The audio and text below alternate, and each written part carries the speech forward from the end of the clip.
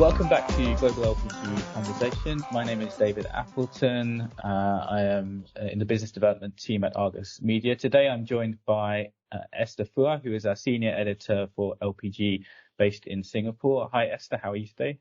Hi David, thanks for doing this and giving the time on a Friday afternoon.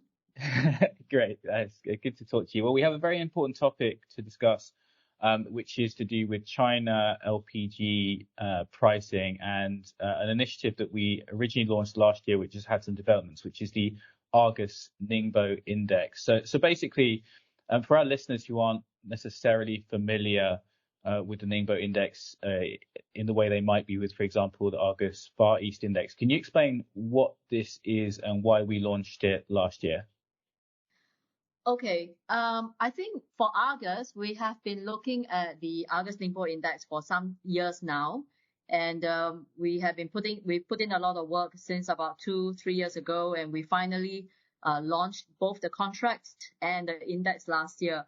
Why we did it? It definitely had to do with the rapidly rising volume of LPG imports into China, and the fact that China is now, number one in Asia in terms of LPG consumption, LPG demand, and LPG imports. We felt that we really, the market was prepared, is now ready, and we were also ready to sort of respond to market requests, which had come to us from a couple of years back, that the market was looking for an index that accurately reflected the Chinese fundamentals, because so far the Asian indices that have been used have been the Saudi Aramco contract price, which is a producer's price index out of the Middle East.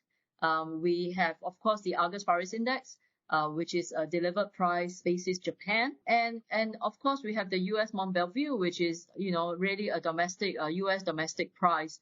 So I think it is a fair thing to say that the Chinese felt that they needed an index that was truly reflective of their market and their fundamentals, which could be different from, Japan or Middle East or US. And I think it was fair for them to want that, because they are indeed, the biggest importer and consumer in the LPG space.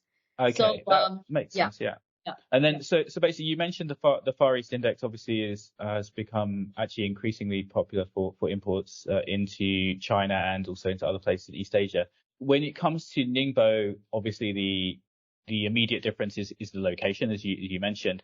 What are the other key differences between the Argus Ningbo Index and the Argus Far East Index? Yes, the Argus Far East Index is half cargo CFR delivered price, which is underpinned by the Ginga contract, which is a Japan-Korea contract. I would say that those two are the key differences to the Ningbo contract as well as the Ningbo Index, because the contract is priced off the Ningbo delivery point. So it is based on 1 point, as opposed to the Ginga contract, which is based on a range. It is based on the Korea-Japan range. So if you were a Chinese importer trying to deliver a cargo into China, you don't necessarily get a saving back, a freight saving back, if you were discharging a cargo in South China.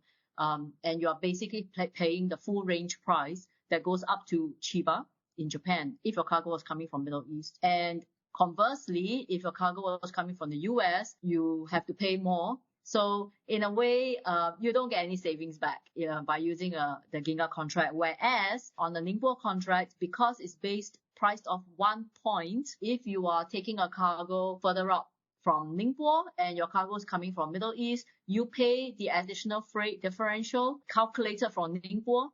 And if you are taking your cargo to somewhere closer to the Middle East and not reaching up to Ningbo, you basically get a saving back. So it is viewed as a much more fair way of calculating what the value of a cargo should be based on where you're discharging it. So okay. I would say that is a key difference. And also the fact that it is a full cargo basis or a full VLGC, it tends to take away the problems that the market had for several years in terms of shipping economics and shipping different difficulties. and the issues that come with calculating the best value of a cargo, because a full cargo is straightforward. You take it from the loading point and you discharge it at the discharge port, and there's no dispute or issues between whether it's the charterer or the ship owner or sometimes the same cargo goes through several hands. And when it is a half cargo like the Ginga contracts, that there's always some issues arising from who's the first port lifter and who's the second port lifter, and how much more additional I have to pay from moving from one point to another. It is not so complicated if it was just seller to buyer, but very often these cargoes go through several hands like a piece of paper, even though it's a physical cargo.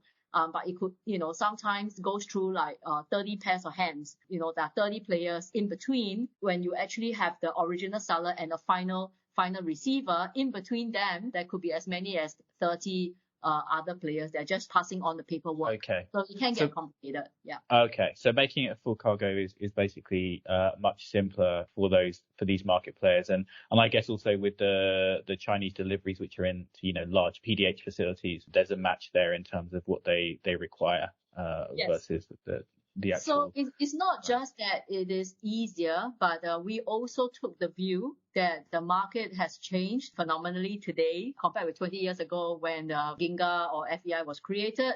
The market today is much, much bigger, and the terminal size, the discharge ports, the draft, the kind of vessels that we have today, the number of vessels we have in a pool, in a fleet, the market definitely can handle a full cargo basis. And in fact, what we see on the spot trading, right? We see a lot of trading actually moving towards and shifting towards the full cargo trading rather than a half cargo. So it's not just that it is easier and transparent in terms of pricing, but also it is how the market is shifting from a half cargo towards a full cargo. And we think it will be even much more the case in the coming decade. Okay, great. And then finally, of course, we are talking about this now because the key question whenever we launch new prices is how you manage the risk. And of course, on Argus FEI, that's relatively straightforward because we have a highly liquid swaps market for a new listing. For a new price, of course, that's not the case at the beginning. But we do have an evolving situation there with the launch of some risk management tools. If you could to explain to our listeners about what's going on with that. Yes. So like you already mentioned, we talked about the contract and the price assessment, the index that we launched both of them last year. Also launched last year was the AOM. So, we also provided the market with trading buy-sell platform. And then next Monday, ICE Exchange is going to list the Ningbo Index swap and futures. So we're kind of like at step 4 of this process of a new benchmark. And so the fact that it is going to get listed on a major exchange basically means that people who trade the new index are now able to go straight away and do a swap, and they have a paper instrument on hand, which they can hedge the physical cargoes immediately. Of course, the question is liquidity. And I think it's always a chicken and egg thing when people talk about liquidity, right? We are enjoying a very strong liquidity on FEI now. The last I looked, it was 170 million tons last year, by the end of last year. And, there are questions about how will this new index take away, volumes and liquidity from FEI. I think there might be some volume, but I don't think it will hurt FEI to the extent where you can't do FEI anymore. I think that would have never been our intention. I think what we are foreseeing is that the market will grow to a size that can accommodate 2 indices, and we are hoping that this new Chinese index, that is a Chinese reflecting instrument, will be able to draw out a lot more of the Chinese commodities funds and a lot more of the Chinese physical players who haven't been actually hedging enough or at all of some of their LPG exposure. And we're hoping that this Chinese index will attract this pool of people into the hedging and the paper world with this new index. Yeah. Great. Okay, that makes sense. And just for clarity for our listeners there, we are, when Esther says next Monday for launch, that's Monday the 28th of March, and we're recording this just a couple of days before. So I think by the time you're listening, this will already be a live listing on ICE. So that's good. That's great to hear. And hopefully we see this take off very well. I think that there's obviously a natural progression of the products flowing into China with all these PDH plants and so forth. And so as a result, we have to make sure that we have additional pricing tools for the market. And I think it's great to see all the work that you and the team have put in on this important topic. If any of our listeners are interested in understanding more of the details around this, then please don't hesitate to get in touch with Esther or with any of the Argus LPG team. We're always here to help the market understand what we are doing and answer any further questions. So great. Thanks very much, Esther. Have a very good weekend. Sure. Thanks a lot, David. And definitely I'm looking forward to the weekend in a couple of hours. And thank you very much for giving me the time.